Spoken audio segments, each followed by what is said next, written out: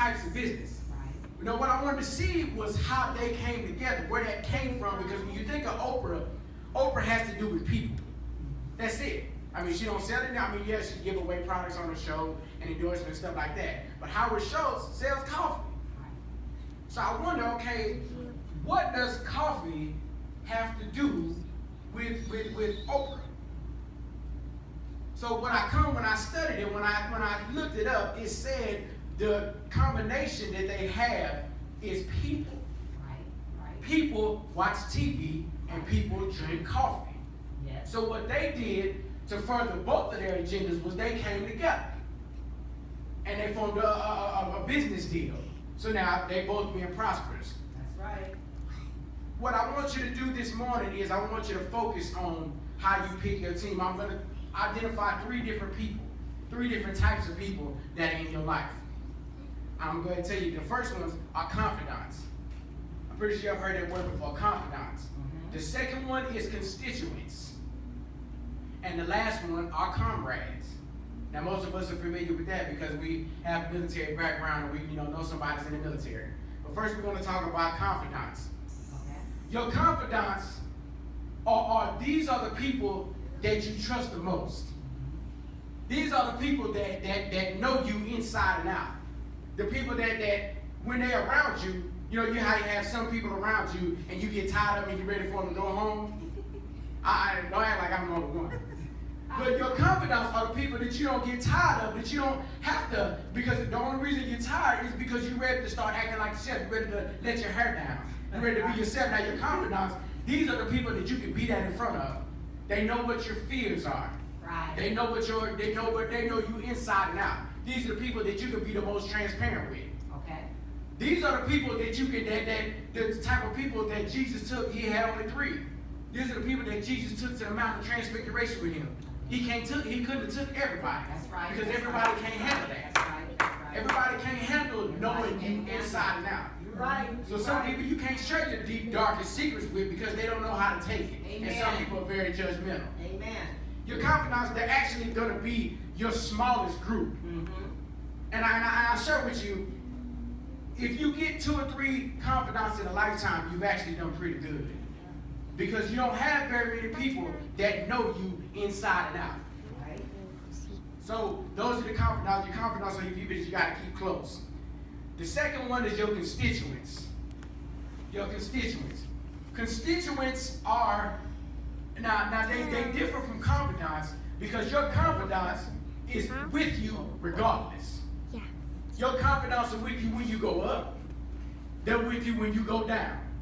If you get stuck, your confidants are still with you. Your confidants are with you because of who you are, because they're fueled by the breath that you breathe. Yes. Yes. So you have to give them that your constituents are different. They're not with you. They're with you because they're with it. They're with what you stand for. They're with the difference in constituents and confidants are motives. People that are with you simply because of what you stand for. They don't necessarily like you. Now, I understand. They don't necessarily like you, but they're with you because of the cause. Yes. And you have to be mindful to know the difference.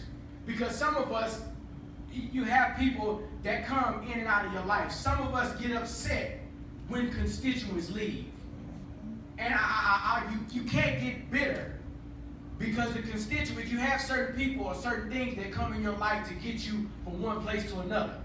When Paul was shipwrecked, he was upset that he was shipwrecked. But understand, the ship was just to get him from this place to the other.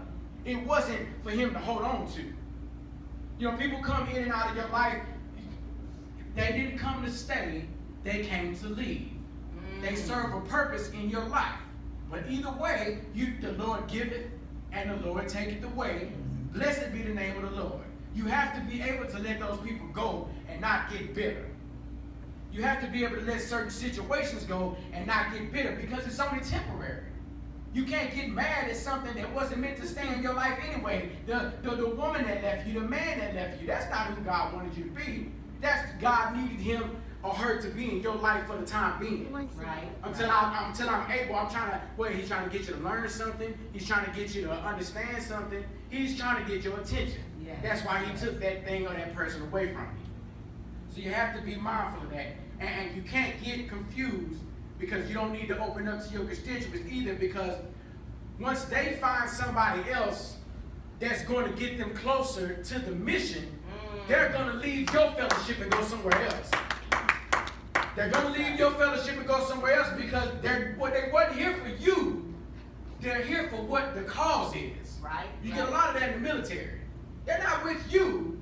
They're just here for the cause. Right. And the last one I want to talk about is your comrades. Now, your comrades differ from your confidants and your constituents because your comrades are not with you and they're not with the cause. Your comrades are strictly there because y'all share a common enemy. So what they're going to do is they're going to team up with you to go against this person. Now, tell me y'all don't have that going on in y'all workplace. Right. I know I do. Right. I don't necessarily like this person, but I dislike this person more than I like this person. So when the heat come on this person, I'm going to join the fight so we can get rid of this person. It happens all the time. Yes, yes. It happens all the time. And I want to make sure I keep it biblically. The Pharisees and the Sadducees didn't even like each other when I looked it up. They didn't get along with each other. But they both came together to question Jesus Christ. Right. They didn't even mess with each other. They did not see eye to eye, but when Jesus Christ came along, okay, now we're going to team up because now we have a common enemy. You have to understand the difference in these three types of people because this is how you pick your team. All right. This is how you pick your team. The comrades, like I said, they're not with you. They're not with your cause, but they're with they're against the enemy that you're facing. Now, what it is, I spend a little bit of time in my feelings sometimes. Well, I do. I spend a little bit. Really? Yeah. Really? I'm a joiner. Really? I spend a little bit of time in my feelings. So, I have to be mindful because what I don't want to do is I don't want to open up to my comrades. Right. Because once we destroy the common enemy that we're trying to fight, they're going to take everything that I told them about myself and they're going to use it to kill me too. They're going to use it to try to kill me too. So you have to be mindful. You can't make decisions based on your feelings. So your confidants, those are the people that are with you. Through hell and high water. Those are the people that are with you. Those are your ride or die. Those are the people, just like Mr. Blue said, those are the people that no matter where in the world she goes, she can call those people and don't worry about it, I got your back. Right. Don't worry about it. Those are your confidants. The next is your constituents.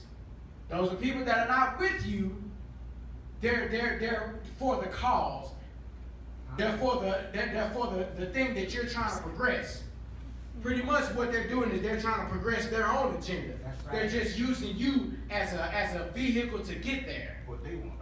What they want to further their agenda. So you have to be mindful of those and your comrades. Your comrades are the people that are not with you and they're not for your cause. Right. But they simply share the same enemy that you share. Okay. That's And it would do you good to know the difference. Your constituents, a lot of people like to say, you cannot get bitter when people leave you and get out of your life. You have to have, I don't want to sound crass when I say it, but you have to have a spirit of goodbye. You can't have to have a spirit of goodbye because you can't always thank God for what he gave you. Sometimes you have to thank God for what he took away from you. Because if it's some things that you wasn't ready for in your life that he had to take away from you, or that you might ask for something and he might withhold it because he don't feel like you're ready for this yet. That's right. That's right. You don't feel like you're ready for this yet. It's us. But it said the whole point of this morning is just to be mindful and be ready to pick your team. Everybody has a team. Everybody has people that they're close to, and you can only go so far by yourself. Right. You're going to have a team in order to reap the riches and glory that God has for you. You have to have a team. Jesus Christ had a team. Yes. He had a team. The 12, he had a team. Other than that, 15 minutes, that's my time.